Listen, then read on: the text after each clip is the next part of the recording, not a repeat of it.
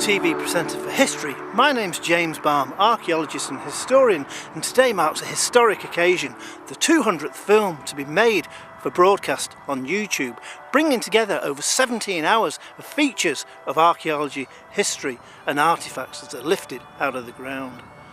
But it's also a historic day today with not a single aircraft flying in Britain due to the eruptions over in Iceland, with volcanic dust drifting across our airspace. For the last 35 years I've been searching this area in Cheshire looking for evidence left behind by our ancient ancestors.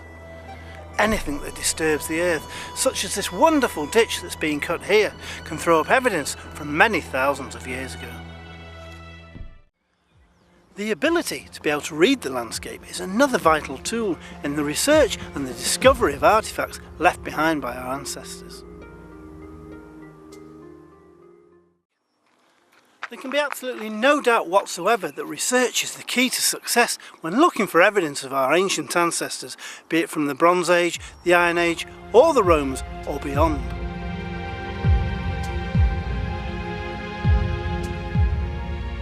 It's a fact that in this day of technology, over 90% of archaeological finds are made by metal detecting and field walking. Metal detecting has revolutionised archaeology in revealing evidence that would previously go unnoticed.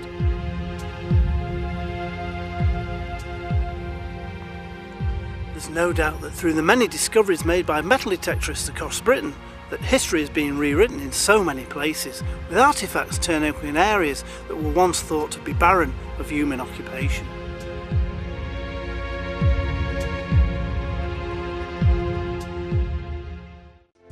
Over the past 11 years I've been searching this landscape looking for evidence of the Roman army, the Roman military, here in the village. Following a dig by a time team in 2006, it was concluded that the Romans were indeed here, but by no means was there any military people or soldiers. Well, after another 2 to 3 years of finding Roman coins on this field, which all point to a military hoard, we've returned again today to see if we can find more evidence on this field of the Roman army itself.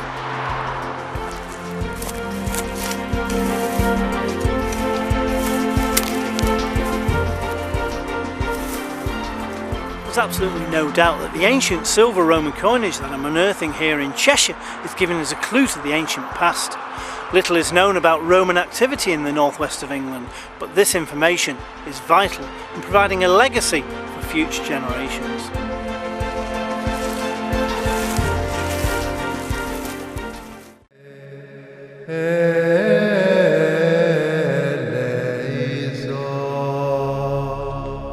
Visit to St Werburgh's in Warburton is something you shouldn't miss, and it's an experience to be able to see history and a building that remains from as far back as 915 AD.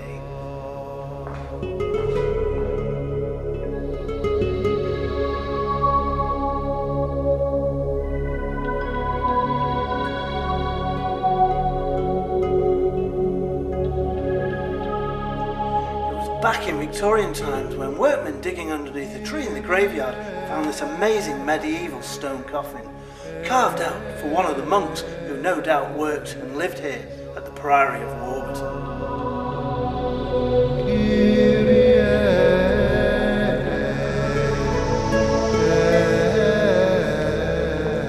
It's these four main timbers that support the roof of Warburton Church, and medieval in date. Radiocarbon dated at Manchester University to 1250 to 1395.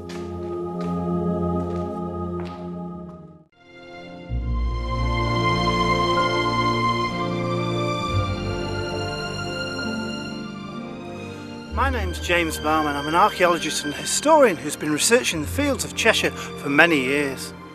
Modern farming techniques mean more arable land and more grazing land is available, which is great when you're looking for history.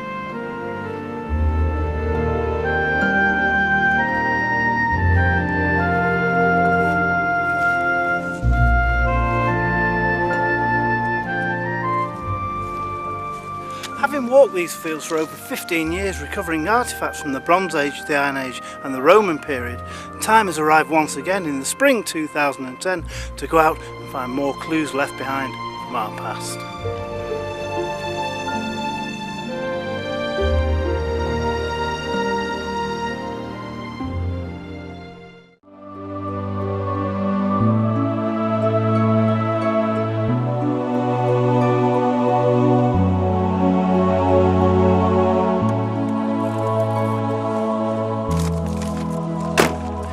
over 12 years I've been searching the ancient landscape here in Cheshire, looking for evidence of the Romans and indeed the Bronze Age.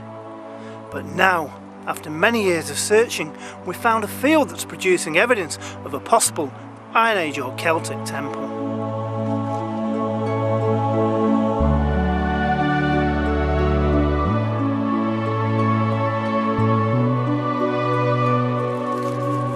Could it just be that on this field there was an Iron Age Celtic settlement that was approached and infiltrated by the Romans?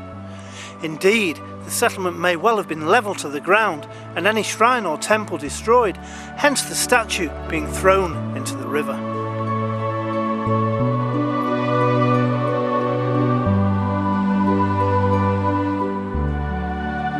The banks of the River Balme are overgrown today, just as they would have been in ancient times. Could it be that the Romans arrived at this site, levelling it and using the materials to throw into the water to form or create some kind of crossing point on the way north in the military campaign?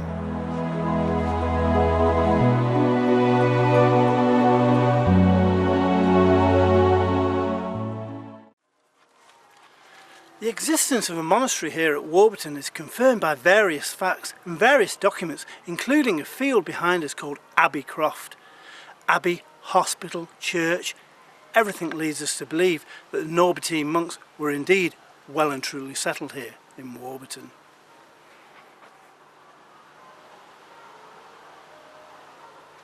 Yew trees such as this one can be found in churchyards across England, Ireland, Wales and indeed Scotland. The one behind me has been dated using dendrochronology to 1300 AD and monks' coffins carved in stone were found below the roots. This section of Warburton Church was renovated in 1645 and you can see the evidence for that with the carved stone placed within the wall.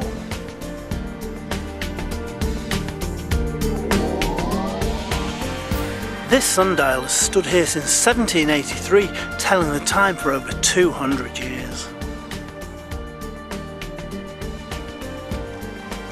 So, researching the area where you live can be exciting, rewarding, and of course you may find out new information about people from our past.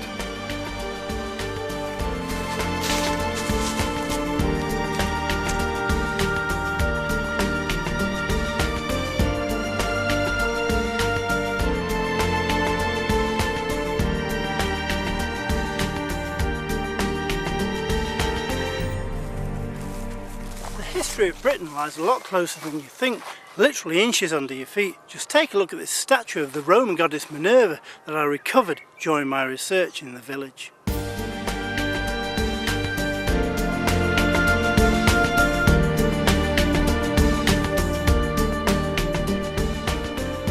Not only statues but this gorgeous silver coin of Augustus, adopted son of Julius Caesar, and on the reverse showing his grandsons holding shields and spears. All of these clues tell us what was happening here in the landscape some 2,000 years ago when the Roman army first arrived in the northwest of England. Well, as the sun sets once again on yet another successful evening's detecting, I'd just like to thank everybody for joining me here once again on TV Presenter for History.